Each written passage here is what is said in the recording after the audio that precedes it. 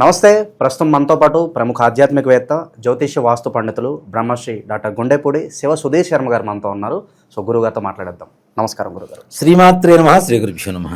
August మాసం, విశేషంగా మనకి శ్రావణ మాసం, సింహరాశి వారి పరిస్థితి ఎలా ఉండబోతుంది, ఎలాంటి పరిస్థితులు ఎదురయ్యే అవకాశాలు కనిపిస్తున్నాయి, ఓవరాల్గా ఎలాంటి జాగ్రత్తలు తీసుకుంటే బాగుంటుందంట? ముఖ్యంగా ద్వాదశ రాశుల ఫలితాలు మనం చెప్పుకుంటూ ఉన్నాం నాన్న.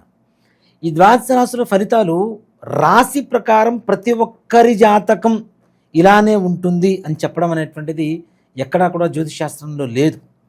ఒక రాశిలో కొన్ని కోట్ల మంది పుడుతూ ఉంటారు, అందరి జాతకం ఒకేలాగా ఉండాలని గ్యారంటీ ఎక్కడా లేదు.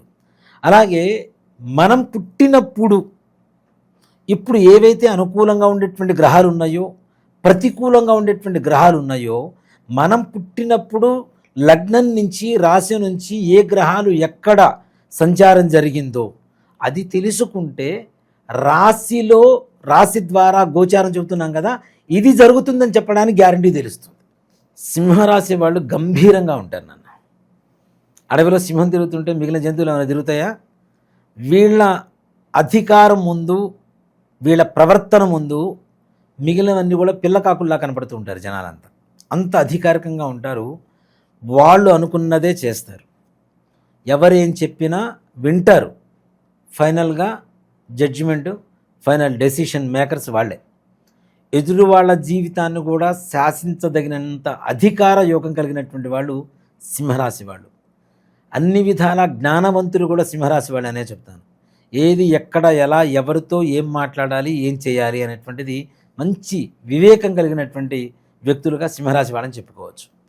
ఇక సింహరాశి వాళ్ళకి ఇన్ని లక్షణాలు ఉన్నటువంటి సింహరాశి వాళ్ళకి ఆగస్టు మాసంలో పరిపూర్ణమైనటువంటి ప్రతికూల వాతావరణం ఏర్పడుతోంది. ముఖ్యంగా జన్మరాశిలో ఉన్నటువంటి కేతు, ద్వాదశ స్థానంలో ఉన్నటువంటి గ్రహ సంచారం వీళ్ళకి సంపూర్ణమైనటువంటి, వీళ్ళకి ఎక్కడ కూడా సహకరించేటువంటి పరిస్థితుల్లో లేవు. ప్రకృతి కూడా సహకరించేటువంటి పరిస్థితుల్లో లేవు. అనుకున్న పనులు ఏవి సకాలంలో పూర్తి కావు, పెండింగ్ పడుతూనే ఉంటాయి. అయినట్టుగా ఉంటాయి, మళ్ళీ ప్రయత్నిస్తుంటారు, అయినట్టుగా ఉంటాయి, మళ్ళీ ప్రయత్నిస్తుంటారు, పనులు కావు, ఫలితం చేతికి చిక్కదు. అలాగే భార్యాభర్తల మధ్య అనూహ్యమైనటువంటి గొడవలు, ఊహించనంత చిన్న విషయం ఎవరో ఏదో ఒకళ్ళ గురించి ఒకళ్ళకి చెడుగా చెప్తారు, తద్వారా వీళ్ళిద్దరి మధ్యలో గొడవలు, సమస్యలు. అది కూడాను ఈ మాసంలో జాగ్రత్తగా ఉండకపోతే తప్పనిసరిగా కోర్టు వ్యవహారాల వరకు వెళ్ళేటువంటి పరిస్థితులు కూడా కనబడుతున్నాయి. భార్య మీద భర్త కావచ్చు, భర్త మీద భార్య కావచ్చు, ఎంత అన్యోన్యంగా ఉన్న వాళ్ళైనా ఆ సమయానికి ఉద్రేకపడుతూ కోర్టులో కేసులు వేసుకునేటువంటి పరిస్థితి వరకు కూడా వెళ్ళేటువంటి పరిస్థితులు బాగా కనబడుతున్నాయి. ఆర్థికంగా అప్పు చేయాల్సిన పరిస్థితి వస్తుందంటారా? ఆర్థికంగా అప్పు చేయటం కాదు, అప్పుల మీద అప్పులు చేయాల్సినటువంటి పరిస్థితి తీరక. వీళ్ళకి ఏకాదశంలో గురుడు ఉన్నా కూడాను జన్మరాశిలో ఉన్నటువంటి కేతుగ్రహ ప్రభావం, అష్టమ స్థానంలో ఉన్నటువంటి శనిగ్రహ ప్రభావం చేత దూర ప్రయాణాలు కూడా మంచివి కాదు నాన్న. వాటి వల్ల యాక్సిడెంట్స్ అవ్వటం, అనవసరంగా బోన్స్ విరిగిపోవటం, ఇట్లాంటివి కూడా జరిగేటువంటి అవకాశాలు ఉన్నాయి. తలకు సంబంధించినటువంటి బాధలు కూడా ఎక్కువగా ఈ దెబ్బలు తగిలేటువంటి అవకాశాలు ఉన్నాయి. కాబట్టి లాంగ్ డ్రైవ్స్ అవి మాత్రం వీళ్ళు రద్దు చేసుకోవడం అనేటువంటిది మంచి ఆలోచన. వివాహ ప్రయత్నాలు అస్సలు చేయవద్దు, చేసి లేనిపోని రిస్కులో పడకండి అని చెప్తా. కొన్ని రోజులు ఆగండి, ఇన్ని రోజులు ఆగుతున్నారు కదా, కొన్ని రోజులు ఆగండి. చాలా మంది శ్రావణ మాసం అంటే హరిగా ఏదో ఒకటి చేసేద్దాం అనుకుంటారు. ఇదేం చేయడానికి ఇంట్లో పచ్చడి కాదు, తినగానే అయిపోవడానికి. వివాహం కాబట్టి 1-2 సార్లు ఆలోచించి వివాహం చేయకపోతే భవిష్యత్తులో 2 కుటుంబాల వాళ్ళు బాధపడాల్సినటువంటి పరిస్థితి, అమ్మాయి తరఫున అబ్బాయి తరఫున. అలాగే విద్యార్థులు కూడా ఏమాత్రం కూడా ఇంట్రెస్ట్ చూపించరు చదవడానికి, బద్ధకం పెరిగిపోతూ ఉంటుంది సంపూర్ణంగా. ఎలా అంటే ఇక నాకు చదువుకి సంబంధం లేదు అన్నంత బద్ధకం పెరిగిపోయి తినటం, పడుకోవటం, లేవటం, పని చేసుకోవటం. అది కూడా ఏంటి, పెద్ద పనులేం కాదు, బయట షికారు తిరిగి రావడానికి. ఇంతకుమించి వేరే రకమైనటువంటి ఆలోచన మందగించిపోతూ ఉంటుంది, బాగా మందగడిగా ఉంటుంది ఆలోచన విధానం కూడా. అలాగే తీసుకున్న అప్పుల వాళ్ళు వీళ్ళ మీద పడిపోతూ ఉంటారు. ఇంటి ముందుకు వచ్చి అరవటం, అవమానాలు పాలు కావటం. నలుగురిలో డబ్బు తీసుకున్నది బాగానే ఉంటుంది, అది ఖర్చు పెట్టుకున్నది బాగానే ఉంటుంది, తీర్చకపోతే వాడు చేసేటువంటి అవమానం కూడా మనమే భరించాలి కదా. కాబట్టి ఇలాంటి అవమానపూరితమైనటువంటి ఎక్కువగా బాధలు పడేటువంటి పరిస్థితులు ఉన్నాయి. పరువు నష్టం వాటిల్లేటువంటి అవకాశాలు ఉన్నాయి. అలాగే నమ్మిన వ్యక్తులు మోసం చేసేటువంటి పరిస్థితులు సంపూర్ణంగా కనపడుతూ ఉన్నాయి. నమ్మిస్తుంటారు, మోసం చేస్తుంటారు, నమ్మిస్తుంటారు, మోసం చేస్తూ ఉంటారు. ఇక్కడ మనిషికి బుద్ధి అనేటువంటిది ఒకటి ఉంటుంది నాన్న. అది గనక మారకపోతే ఎన్ని గ్రహాలు మారినా ఏం చేసినా వేస్ట్ అనే చెప్తాం. మోసం చేస్తున్నటువంటి జనాలని పక్కన పెట్టుకొని ఒకడు మోసం చేసిన తర్వాత రెండోసారి అలర్ట్ అవ్వాలి. రెండో వాడు చేసిన తర్వాత కూడా నువ్వు అలర్ట్ అవ్వలేదంటే నీ బుద్ధి మాన్యం. అది దానికి కూడా గ్రహస్థితి కారణం అని చెప్పి అనుకుంటే అది పొరపాటే. గ్రహస్థితి ఎంతవరకు ఉంటుంది? నీకు అంతకుముందు డబ్బులు ఇచ్చింది జాగ్రత్త దాచిపెట్టుకోమని, నువ్వు దాచిపెట్టుకోకుండా ఖర్చు పెట్టేసి ఇవాళ రోజున కష్టమో మొర్రో అంటే గ్రహాలు మాత్రం ఏం చేస్తాయి? కాబట్టి గ్రహాలు అనుకూలంగా ఉన్నప్పుడు ఇచ్చినటువంటి ధనాన్ని దాచిపెట్టుకోవడం, జ్ఞానాన్ని దాచిపెట్టుకోవడం అనేది చాలా అవసరం. ఈ జ్ఞానాలు వివేకం కోల్పోతారు. ముఖ్యంగా ఎదురువాడితో గొడవలు పడుతూ ఉంటారు, అధికారులతో గొడవలు పడుతూ ఉంటారు. ఇప్పుడు అధికారితో గొడవ పడితే వాడికి కోపం వచ్చినా వీళ్ళే బయటికి రావాలి, వీళ్ళకి కోపం వచ్చినా వీళ్ళే బయటికి రావాల్సిన పరిస్థితి. అట్లాంటప్పుడు ఉద్యోగాలు కూడా గ్యారంటీ లేదు కదా, అక్కడ అభద్రతా భావమే కదా. అలాగే ప్రైవేట్ పరంగా ఉన్న వాళ్ళైనా ప్రభుత్వపరమైనటువంటి వాళ్ళైనా సరే అధికారుల ఒత్తిడులు ఎక్కువగా ఫేస్ చేసేటువంటి పరిస్థితి ఈ ఆగస్టు మాసంలో కనబడుతుంది. వివాహ ప్రయత్నాలు అస్సలు చేయవద్దు ముఖ్యంగా. అంతేకాకుండా సంతానం కోసం ప్రయత్నించేటువంటి ఫలితాలు కూడా అంతగా ఆశించినంతగా ఆశాజనకంగా ఉండవు. తద్వారా మానసికమైనటువంటి అప్రశాంతత ఎక్కువగా ఏర్పడుతూ ఉంటుంది. అలాగే రైతులు, రియల్ ఎస్టేట్ వ్యాపారం వాళ్ళు, వీళ్ళకు కూడా కష్టకాలమనే చెప్తా. రియల్ ఎస్టేట్ రేట్లు పెరుగుతాయి, కానీ వీళ్ళు కొన్న భూముల్లో ఏదైనా లిటిగేషన్స్ ఉంటే వీళ్ళకి నష్టమేగా, లాభం లేకపోగా. కాబట్టి ఇట్లాంటి వ్యవహారాల్లో కూడా ఆచితూచి అడుగు వేయడం అనేటువంటిది మంచిది. రైతులు కూడా కూసింత నిరాశాభావంతో ఉండేటువంటి పరిస్థితులే కనబడుతూ ఉన్నాయి. అలాగే రాజకీయ నాయకుల పరిస్థితికి వస్తే వీళ్ళకి శత్రువులు మహా ఎక్కువగా పెరిగిపోతూ ఉంటారు. వీళ్ళ ఎదుగుదల ఎదురువాడి ఏడుపు కాలింగ్ బెల్ లాగా ఉంటుంది. అలాంటి పరిస్థితి.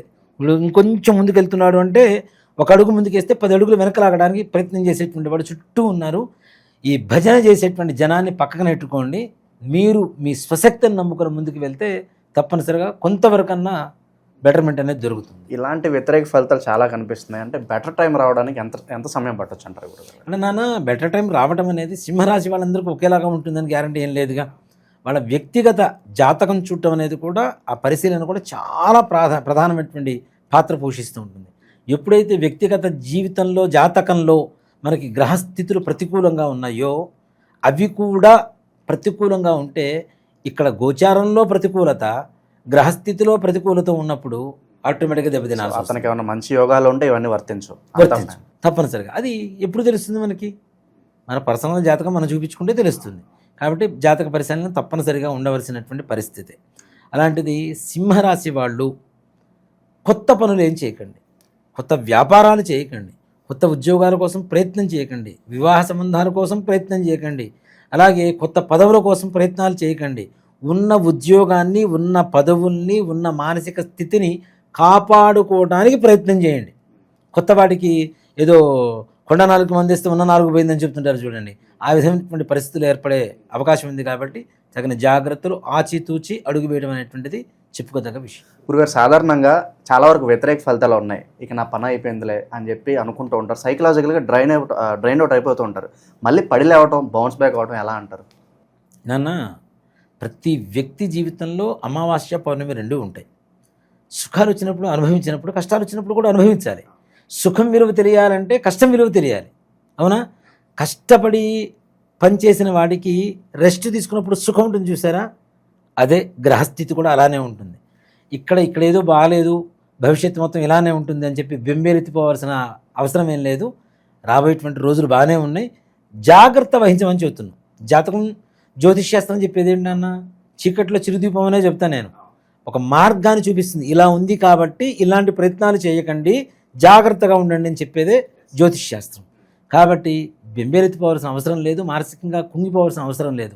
ఒక 1 నెల రోజులు, సంవత్సరంలో 11 నెలలు బాగుండి 1 నెల బాగుండకపోతే పెద్ద సమస్య ఏం కాదు. కాబట్టి అంత భయపడాల్సిన అవసరం లేదు, ధైర్యంగా ఉండండి. ఇక మానసికంగా మంచి ధైర్యం కలగడానికి ఏం కాదు, మనం ముందుకెళ్దాం, మరి ఎలాంటి పరిహారాలు వీళ్ళు కాపాడతాయి అంటారు? ఇక్కడ ఒక మాట చెప్తానన్న, ఇప్పుడున్నటువంటి 12 రాసులు, 12 రాసుల్లో కూడా ఎవరికైనా సరే ప్రపంచంలో ఉన్న 700 కోట్ల చిల్లర జనాభా అందరికీను 2 రకాల దోషాలు ఉన్నాయని ఖచ్చితంగా చెప్పగలుగుతా. ఏంటి? పితృదోషం, స్త్రీ శాపం. వీటిలో ఇంకా ఇంకా అనేక రకాలైనటువంటి దోషాలు ఉన్నాయి. దేవతా శాపాలని, వృక్షవధలు, జంతువధలు, సర్పవధలు, ఇట్లాంటివన్నీ కూడా దోషాలే. ఇవన్నీ మన పూర్వీకులు చేసినటువంటి తప్పిదాల వల్ల భవిష్యత్ తరాలు అనుభవిస్తాయి. మన పూర్వీకులు ఆస్తులు ఇస్తే మనం తీసుకుంటామా లేదా? అట్లాగే వాళ్ళు చేసినటువంటి తప్పులకి ప్రభావం కూడా మనం తప్పనిసరిగా అనుభవించాల్సిందేగా. మా తాతగారు ముత్తాతగారు ఉన్నారు, ఆస్తులు మొత్తం అమ్మేశాడు. ఆ పేదరికం అనేటువంటిది కంటిన్యూ అవుతుందా లేదా? అవునా? అలాగే ఆస్తులు బాగా కూడబెట్టాడు, ఆ డబ్బులు అయితే మేము తింటామా లేదా? దాని ప్రతిఫలమితం అంటే ఒక్క ఆడవాళ్ళ కన్నీటి చుక్క మీ వంశాన్ని మహాసముద్రమై సముద్రంలో వచ్చేటువంటి సునామీగా మార్చి వంశాన్ని మింగేస్తుంది. దీనివల్ల పెళ్ళిళ్ళు కాకపోవటం, అనుకున్నటువంటి పనులు కాకపోవటం, వ్యాపారం బాగుండకపోవటం, ఉద్యోగం సరిగా రాకపోవటం, పిల్లల మాట వినకపోవటం, పిల్లలు ఆరోగ్యవంతంగా ఉండకపోవటం, ఇంట్లో అనారోగ్య సమస్యలు, ఆర్థిక సమస్యలు, ఇచ్చిన అప్పులు వెనక్కి రావు, మనం తీసుకున్న అప్పులు తీర్చలేము, మనం ఎవరికన్నా అడ్డుండి ఇప్పిస్తే అవి కూడా మనం కట్టుకునేటువంటి పరిస్థితులు రావటం, ఇట్లానే దీంతో పాటుగా అనేక రకాలైనటువంటి మానసికమైనటువంటి అస్థిమిత, అట్లానే పిల్లలు ఆటిజంతో పుట్టడం, అవునా, చదువుకోరు, ఇంకా దుర్వ్యసనాల పాలవటం. అంటే మనుషుల్లో అందరికీ ఉందనే చెప్తాను. ఇంకా చెప్పాలి అంటే దాదాపు 85 ఆ టైం నుంచి పుట్టినటువంటి ప్రతి ఒక్కరికి ఉంది. దాంట్లో ఏమాత్రం కూడా సంశయం లేదు.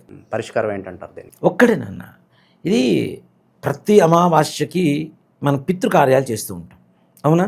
అలాంటి అమావాస్య ప్రతి నెల చాలా విశేషమైనటువంటిది.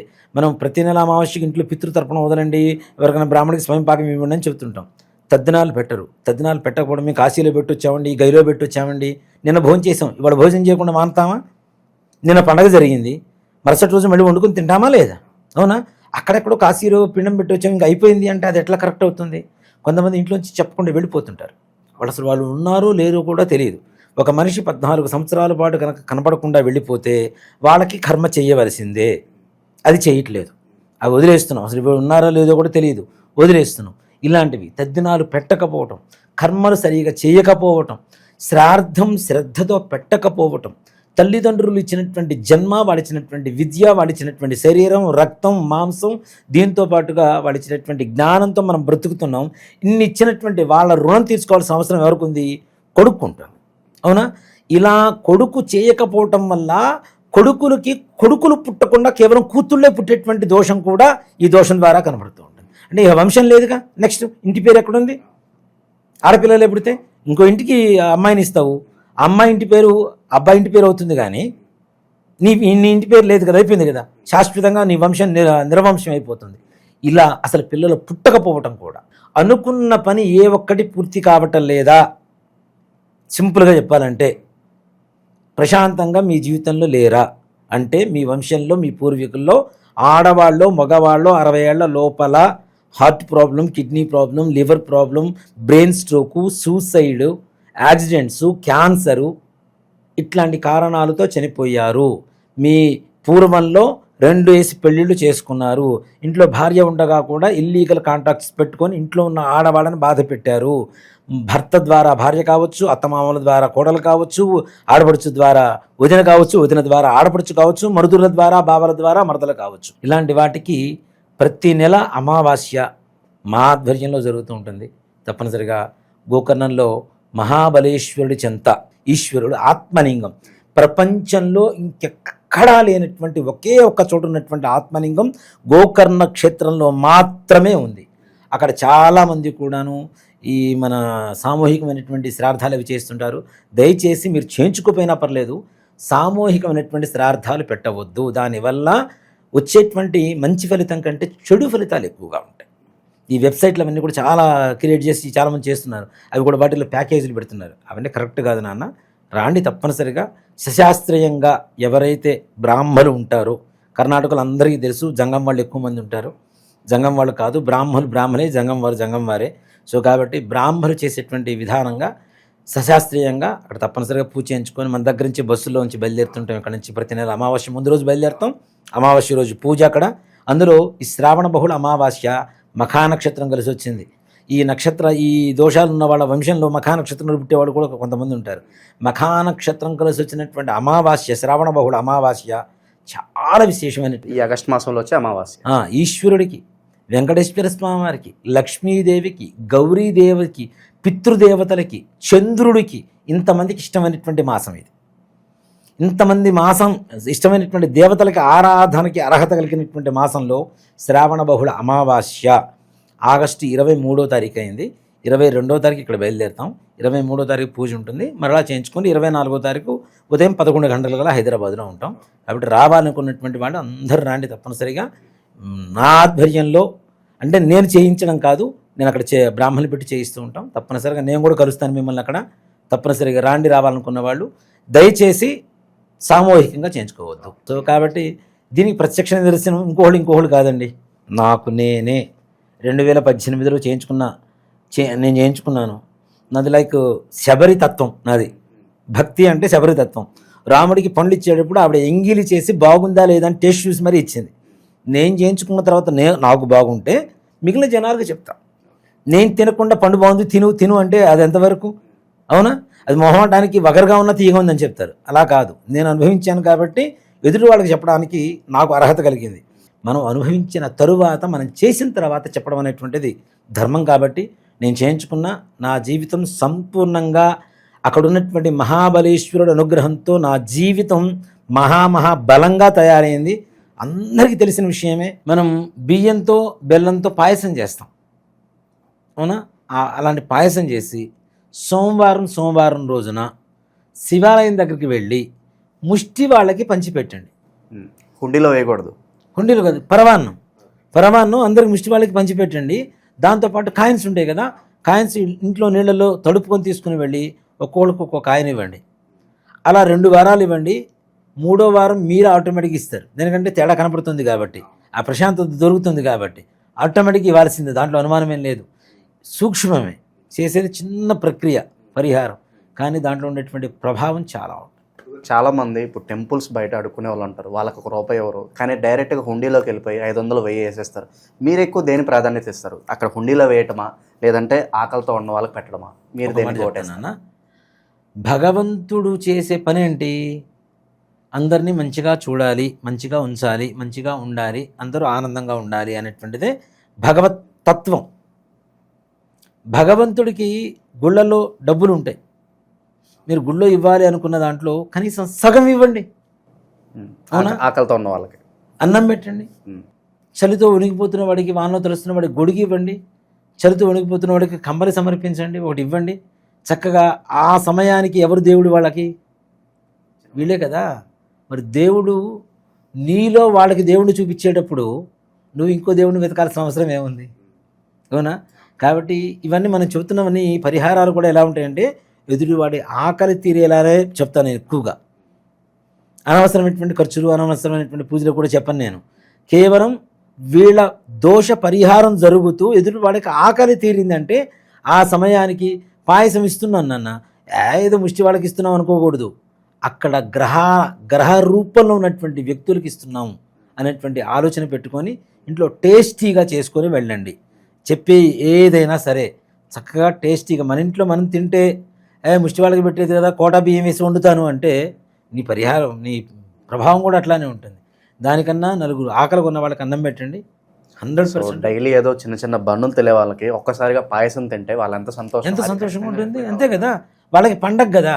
మనం ప్రతి పండగకి అన్నీ చేసుకొని తింటాం. వాళ్ళకి ఏ రోజులైతే దొరుకుతుందో ఫుడ్ కరెక్ట్గా ఆ రోజు పండగ. కాబట్టి అలాంటి పండగ వాతావరణాన్ని ఎదుటివాడి జీవితంలో మనం ఇవ్వగలిగితే మనకి దండగా అనేటువంటిది ఏది ఉండదు. ప్రతిరోజు పండగే, భవిష్యత్తు మొత్తం పండగలానే ఉంటుంది. ఓవరాల్గా సింహరాశి వారి పరిస్థితి ఈ మాసం ఎలా ఉండబోతుంది, ఎలాంటి జాగ్రత్తలు తీసుకోవాలి, అద్భుతంగా వివరించారు. ధన్యవాదాలు. శ్రీమాత్రే నమః. శ్రీ గురుభ్యో నమః.